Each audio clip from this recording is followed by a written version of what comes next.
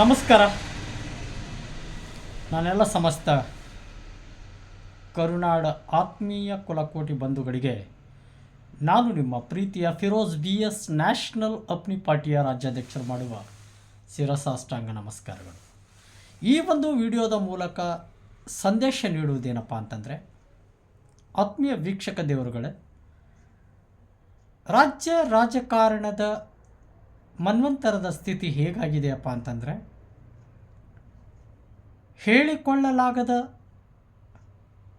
ಸ್ಥಿತಿಗೆ ತಲುಪಿರ್ತಕ್ಕಂಥ ರಾಜಕಾರಣ, ನಿಜವಾಗಲೂ ಐತಿಹ್ಯ ಸ್ಥಿತಿಯಲ್ಲಿ ಅನಾನುಕೂಲದ ಸ್ಥಿರತೆಯಲ್ಲಿ ತೇಲಾಡುತ್ತಿರುವ ರಾಜಕಾರಣಕ್ಕೆ ಒಂದು ಹೊಸ ಇಂಬು ನೀಡುವ ಸಲುವಾಗಿ ನ್ಯಾಷನಲ್ ಅಪ್ನಿ ಪಾರ್ಟಿಯನ್ನು ಕರ್ನಾಟಕ ರಾಜ್ಯದಲ್ಲಿ ತಲೆ ಎತ್ತುವಂತೆ ಮಾಡಲಾಗಿದೆ. 2014ರಲ್ಲಿ ದೆಹಲಿಯ ನೋಯ್ಡಾದಲ್ಲಿ ಶ್ರೀ ಭಗತ್ ಸಿಂಗ್ ಬಿಷಪ್ ಅವರ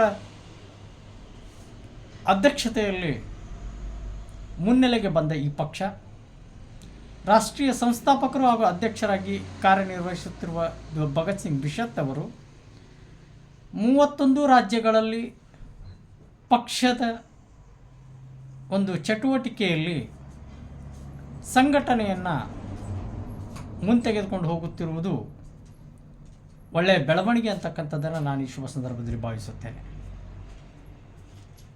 ಆತ್ಮೀಯ ವೀಕ್ಷಕ ದೇವರುಗಳೇ, ಈ ಶುಭ ಸಂದರ್ಭದಲ್ಲಿ ಈ ಒಂದು ವಿಡಿಯೋದ ಮೂಲಕ ನಾನು ಸಂದೇಶ ಏನು ಕೊಡೋಕ್ಕೆ ಹೊರಟಿದ್ದೀನಪ್ಪ ಅಂತಂದರೆ, ಗೌರವಾನ್ವಿತ ಡಾಕ್ಟರ್ ಅಭಿನವ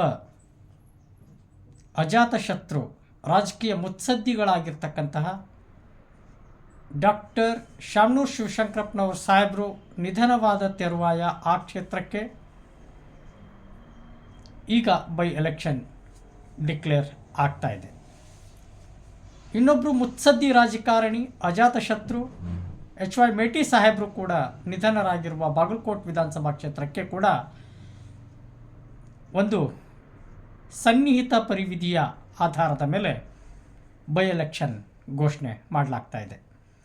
ಹಾಗಾಗಿ ಎರಡೂ ವಿಧಾನಸಭಾ ಕ್ಷೇತ್ರಗಳು, ದಕ್ಷಿಣ ದಾವಣಗೆರೆ ವಿಧಾನಸಭಾ ಕ್ಷೇತ್ರ ಹಾಗೂ ಬಾಗಲಕೋಟೆ ವಿಧಾನಸಭಾ ಕ್ಷೇತ್ರ, ಎರಡೂ ವಿಧಾನಸಭಾ ಕ್ಷೇತ್ರಗಳಿಗೆ ಈಗ ಬೈ ಎಲೆಕ್ಷನ್ ಡಿಕ್ಲೇರ್ ಆಗುವಂಥ ಪ್ರಮೇಯ ಬಂದಿರುವುದು.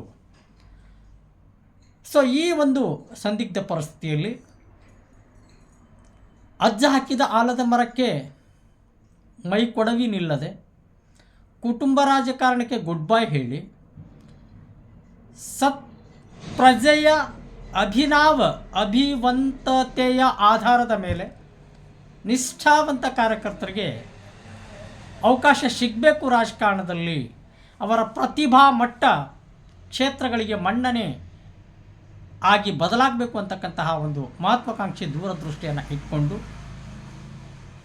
ನ್ಯಾಷನಲ್ ಅಪ್ನಿ ಪಾರ್ಟಿಯ ಮೂಲಕ ಬದಲಾವಣೆಯನ್ನು ತರಲು ಬೈ ಎಲೆಕ್ಷನ್ ಮೂಲಕ ನಾನು ರಾಜಕೀಯ ರಣರಂಗವನ್ನು ಪ್ರವೇಶಿಸ್ತಾ ಇದ್ದೀನಿ.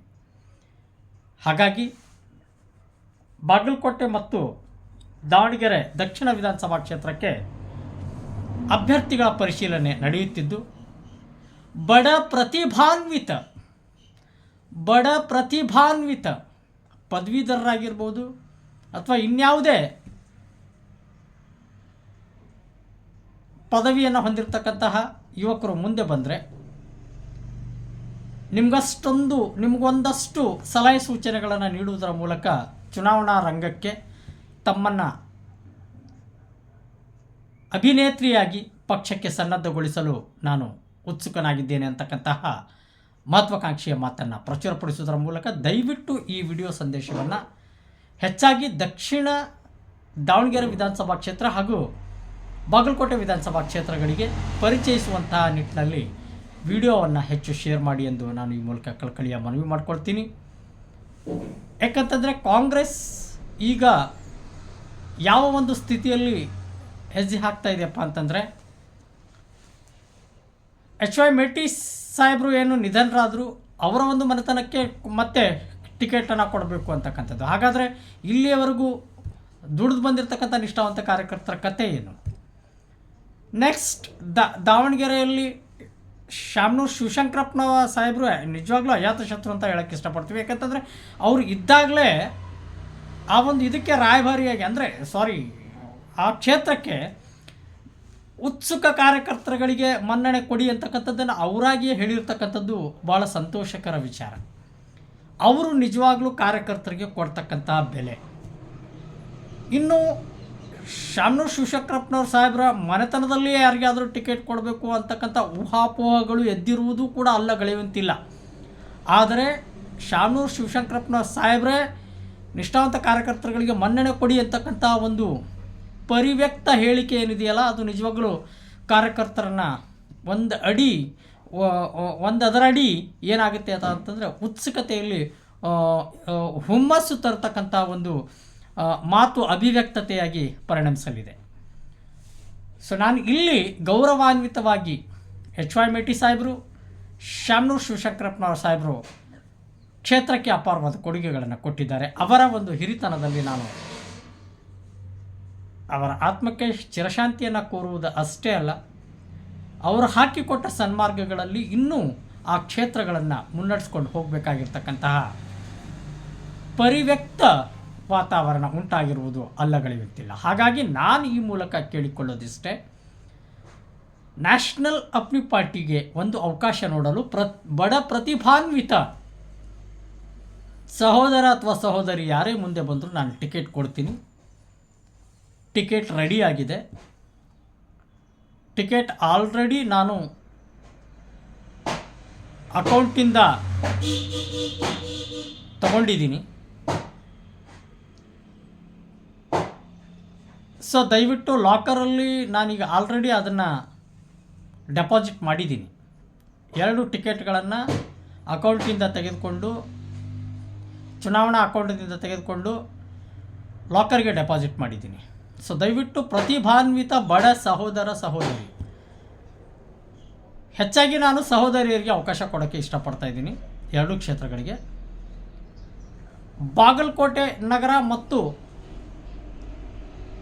ದಕ್ಷಿಣ ದಾವಣಗೆರೆ ವಿಧಾನಸಭಾ ಕ್ಷೇತ್ರವನ್ನು ಯಾವ ರೀತಿ ಅಭಿವೃದ್ಧಿಗೊಳಿಸಬೇಕು ಅಂತಕ್ಕಂಥ ಕಾರ್ಯತಂತ್ರವನ್ನು ಕೂಡ ಒಂದು ಪ್ರಣಾಳಿಕೆಯ ರೂಪದಲ್ಲಿ ಸಿದ್ಧ ಮಾಡ್ತಾ ಇದ್ದೀನಿ. ಇರೋ 2.5 ವರ್ಷದಲ್ಲಿ ಸಮರ್ಪಕ ಅನುದಾನವನ್ನು ಯಾವ ರೀತಿ ಬಳಕೆ ಮಾಡಿಕೊಂಡು ಕ್ಷೇತ್ರಗಳ ಅಭಿವೃದ್ಧಿಯ ಅತ್ತ ಗಮನ ಹರಿಸಬೇಕು ಅಂತಕ್ಕಂತಹ ಒಂದು ದೂರದೃಷ್ಟಿ, ದಿವ್ಯಾಕಾಂಕ್ಷೆಯನ್ನು ಇಟ್ಕೊಂಡು ನಾನು ಹೆಜ್ಜೆ ಆಗ್ತಾಯಿದ್ದೀನಿ. ದಯವಿಟ್ಟು ಎಲ್ಲ ನನ್ನ ಪ್ರಿಯ ಸನ್ಮಿತ್ರರು, ಯುವ ಮಿತ್ರರು, ಬಂಧು ಮಿತ್ರರು, ದಾವಣಗೆರೆ ವಿಧಾನಸಭಾ ಕ್ಷೇತ್ರ ಹಾಗೂ ಬಾಗಲಕೋಟೆ ವಿಧಾನಸಭಾ ಕ್ಷೇತ್ರದ ಯಾರೇ ಗೌರವಾನ್ವಿತ ಸಹೋದರ ಸಹೋದರಿಯರಿಗೆ ಮುಂದೆ ಬಂದರೆ ಖಂಡಿತವಾಗ್ಲೂ ನಾನು ಈಗಲೇ ಟಿಕೆಟ್ ಕೊಡೋಕ್ಕೆ ಉತ್ಸುಕನಾಗಿದ್ದೀನಿ. ನಿಮ್ಮ ಜೊತೆ ನಾನು ಒಂದು ಅವಕಾಶಕ್ಕಾಗಿ ಮತಕ್ಷೇತ್ರದ ಜನತೆಯಲ್ಲಿ ಮನವಿ ಮಾಡಿಕೊಂಡು ಕ್ಷೇತ್ರದ ಅಭಿವೃದ್ಧಿಯನ್ನು ಯಾವ ರೀತಿ ಮುನ್ನುಡಿಯಾಗಿ ತೆಗೆದುಕೊಂಡು ಹೋಗಬೇಕು ಅಂತಕ್ಕಂತಹ ಒಂದು ಮಹತ್ವಾಕಾಂಕ್ಷೆಯನ್ನು ಇಟ್ಕೊಂಡು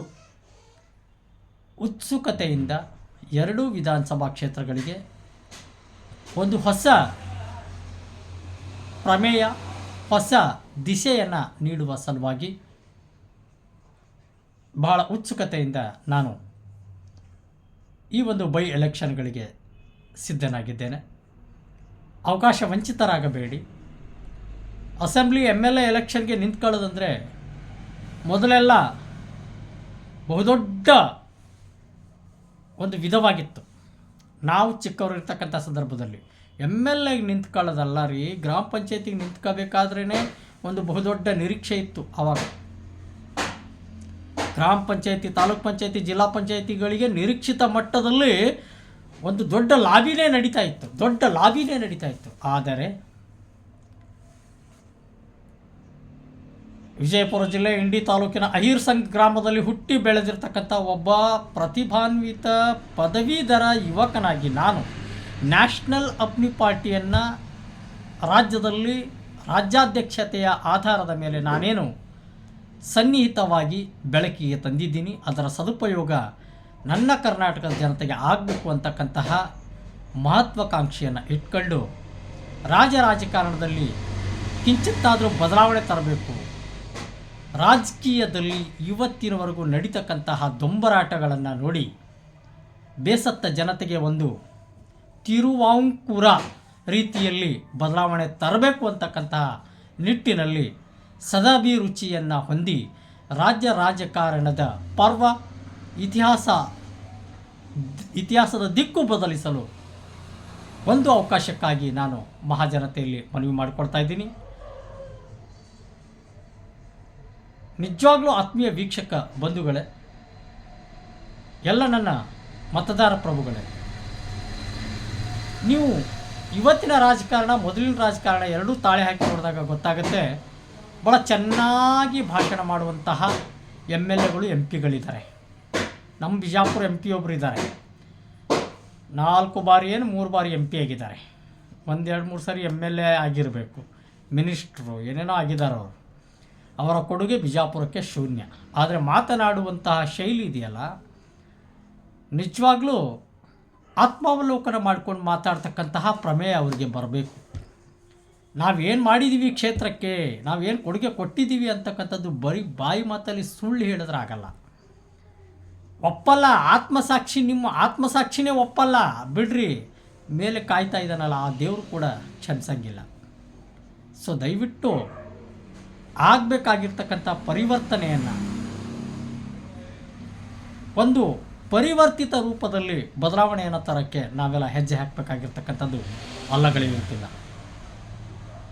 ಸೊ ಹಾಗಾಗಿ ಇವತ್ತು ರಾಜಕಾರಣಿಗಳ ಒಂದು ಆಸ್ತಿಯ ಮಟ್ಟವನ್ನು ನೋಡಿದಾಗ ತಲೆ ತಿರುಗಿ ಬೀಳುವಂತಹ ನಿಟ್ಟಿನಲ್ಲಿ ಹೆಲಿಕಾಪ್ಟರ್ ಆಗಿರ್ಬೋದು, ಸಂಘ ಸಂಸ್ಥೆಗಳಾಗಿರ್ಬೋದು, ಶಾಲಾ ಕಾಲೇಜುಗಳಾಗಿರ್ಬೋದು, ಬಿಸ್ನೆಸ್ಗಳಾಗಿರ್ಬೋದು, IT BTಯಲ್ಲಿ ಹಣ ವಹಿವಾಟು ಹಾಕಿರೋದಾಗಿ ಪ್ರತಿಯೊಂದು ನೋಡಿದಾಗ ಹಣದ ಮೂಲ ಬಂಡವಾಳವನ್ನು ಅವರು ಹೆಕ್ಕಿ ತೆಗೆಯೋದು ನೋಡಿದ್ರೆ ದಿಗ್ಭ್ರಮೆ ಆಗುತ್ತೆ. ಸೊ ಯಾವ ಪುರುಷಾರ್ಥಕ್ಕೆ ಮಾಡ್ಕೊಳ್ಳಿ, ನೀವು ಆಸ್ತಿ ಏನಾದರೂ ಮಾಡ್ಕೊಳ್ಳಿ ಏನ್ಬಿಡಿ, ಬಟ್ ಜನಕ್ಕೆ ನೀವು ಯಾವ ರೀತಿ ಕೊಡುಗೆಯನ್ನು ಕೊಡೋಕ್ಕೆ ಹೊರಟಿದ್ದೀರಿ? ಕಷ್ಟದಲ್ಲಿರುವ ಜನಕ್ಕೆ, ಬಡತನದಲ್ಲಿರುವ ಜನಕ್ಕೆ, ನಿರುದ್ಯೋಗದಲ್ಲಿರುವ ಜನಕ್ಕೆ, ಹಸಿವಿನಿಂದ ಬಳಲುತ್ತಿರುವ ಜನಕ್ಕೆ, ನಿರಾಶ್ರಿತ ಜನಕ್ಕೆ ನಿಮ್ಮ ಕೊಡುಗೆ ಏನು ಅಂತಕ್ಕಂಥದ್ದನ್ನು ನೀವು ಆತ್ಮಾವಲೋಕನ ಮಾಡ್ಕೋಬೇಕು. ನಿಮ್ಮ ಮನೆಯಲ್ಲಿ ಹೆಲಿಕಾಪ್ಟರು, ಆಸ್ತಿ, ಬಂಗ್ಲೆ, ಐಶ್ವರ್ಯ ಎಲ್ಲವನ್ನು ಗಳಿಸ್ಕೊಂಡಿದ್ದು ಸಾಕು. ಇನ್ನು ಮುತುವರ್ಜಿತವಾಗಿ ಪ್ರತಿಭಾನ್ವಿತ ಯುವತಿಯರಿಗೆ ಅವಕಾಶ ಮಾಡಿಕೊಡಿ. ಅಂದಾಗಲೇ ಅಭಿವೃದ್ಧಿಯ ಪರ್ವ ಸೃಷ್ಟಿಯಾಗಲು ಸಾಧ್ಯ ಅಂತಕ್ಕಂತಹ ಮಹತ್ವಾಕಾಂಕ್ಷೆಯ ಮಾತನ್ನು ಪ್ರಚುರಪಡಿಸುವುದರ ಮೂಲಕ ನಾನು ಹೆಚ್ಚಾಗಿ ಏನನ್ನು ನಿರೀಕ್ಷೆ ಮಾಡ್ತಾ ಇದ್ದೀನಿ ಅಂತಂದರೆ ಬಡತನ ಮುಕ್ತ, ಹಸಿವು ಮುಕ್ತ, ನಿರುದ್ಯೋಗ ಮುಕ್ತ ಕರ್ನಾಟಕವನ್ನು ಬದಲಾಯಿಸಲು ನಾನು ಎದುರು ನೋಡ್ತಾ ಇದ್ದೀನಿ. ಬಡತನ ಮುಕ್ತ, ಹಸಿವು ಮುಕ್ತ, ನಿರುದ್ಯೋಗ ಮುಕ್ತ ಕರ್ನಾಟಕವನ್ನು ಬದಲಾಯಿಸಲು ನಾನು ಎದುರು ನೋಡ್ತಾ ಇದ್ದೀನಿ. ನಿಮ್ಮೆಲ್ಲರ ಶ್ರೀರಕ್ಷೆ, ಆಶೀರ್ವಾದ, ಬೆಂಬಲ, ಪ್ರೀತಿ, ಪ್ರೋತ್ಸಾಹ ಅತ್ಯಗತ್ಯ ಅಂತಕ್ಕಂಥದ್ದನ್ನು ನಾನು ಈ ಶುಭ ಸಂದರ್ಭದಲ್ಲಿ ಬಹಳ ಅನುಕರಣೀಯ ರೀತಿಯಲ್ಲಿ ಭಾವನಾತ್ಮಕವಾಗಿ ನಾನು ನಿಮ್ಮೊಂದಿಗೆ ನನ್ನ ಭಾವನೆಗಳನ್ನು ಹೊಸ ದಿಶೆಯಲ್ಲಿ ನಿಮ್ಮೊಂದಿಗೆ ಹಂಚಿಕೊಳ್ಳುತ್ತಿದ್ದೇನೆ. ಹಾಗಾಗಿ ಇದನ್ನು ಮನ್ ಕಿ ಬಾತ್ ಅಂತಿರೋ, ದಿಲ್ ಕಿ ಬಾತ್ ಅಂತಿರೋ ಗೊತ್ತಿಲ್ಲ, ಆಡಿರುವ ಮಾತುಗಳಿಗೆ ಪ್ರಮೇಯ ಒದಗಿ ಬರಬೇಕಪ್ಪ ಅಂತಂದರೆ ಬದಲಾವಣೆಯ ದಾರಿ ನಾವು ಕ್ರಮಿಸಲೇಬೇಕು. ಹಾಗಾಗಿ ಬದಲಾವಣೆಯ ಪರ್ವ ನಾವು ಬಳಸಲೇಬೇಕು ಆಗಿರ್ತಕ್ಕಂತಹ ಪ್ರಮೇಯ ಬಂದೊದಗಿರತಕ್ಕಂತಹ ಪರಿಸ್ಥಿತಿಯ ನಿಟ್ಟಿನಲ್ಲಿ ನಾವೆಲ್ಲರೂ ಒಕ್ಕೊರಲಿನಿಂದ ಏನು ಹೆಜ್ಜೆ ಹಾಕಬೇಕಾಗಿದೆಯಪ್ಪ ಅಂತಂದರೆ ಬದಲಾವಣೆ ಜಗದ ನಿಯಮ, ಪರಿವರ್ತನೆ ಜಗದ ನಿಯಮ. ಹಾಗಾಗಿ ದೇಶಕ್ಕೆ ಸ್ವಾತಂತ್ರ್ಯ ಸಿಕ್ಕು ಇಲ್ಲಿಯವರೆಗೆ ಸುಮಾರು 87 ವರ್ಷ, 77, 79, 80 ವರ್ಷ ಕಳೀತು. ಸೊ ಹಾಗಾಗಿ ನಾವು ಇನ್ನು ಮುಂದೆ ಕೈಕಟ್ಟಿ ಕೂರದೆ ಎಲ್ಲರೂ ಕೂಡ ನಾವು ಒಕ್ಕೊರಲಿನಿಂದ ನಮ್ಮ ತೆರಿಗೆ, ನಮ್ಮ ಹಕ್ಕು, ನಮ್ಮ ಹಣ, ನಮ್ಮ ಅಭಿವೃದ್ಧಿಗೆ ವಿವೇಚನಾರಹಿತವಾಗಿ ಬಳಸಿಕೊಳ್ಳುವಂತಹ ಒಂದು ಪ್ರಾಪಂಚಿಕ, ಸಾಂದರ್ಭಿಕ, ವ್ಯವಸ್ಥಿತವಾಗಿರ್ತಕ್ಕಂಥ ಅನುಸರಣೀಯ ಕ್ರಮವನ್ನು ಅನುಸರಿಸುವುದು ಬಹಳ ವಿದ್ಯುಕ್ತ ಅಂತಕ್ಕಂತಹ ಮನೋಭಾವನೆಯನ್ನು ನಾನು ಈ ಮೂಲಕ ತಿಳಿಯುವುದರ ಮೂಲಕ ನಾನು ಸಮಸ್ತ ನಾಡಿನ ಜನತೆಗೆ ಕರೆ ಕೊಡ್ತಾ ಇದ್ದೀನಿ. ಪರಿವರ್ತನೆಗೆ ಎಲ್ಲರೂ ಕೈ ಜೋಡಿಸಿ, ಬದಲಾವಣೆಗೆ ಎಲ್ಲರೂ ಕೈ ಜೋಡಿಸಿ. ನಮಸ್ಕಾರ, ಧನ್ಯವಾದಗಳು. ಎಲ್ಲರಿಗೂ ಶುಭವಾಗಲಿ, ಒಳಿತಾಗಲಿ.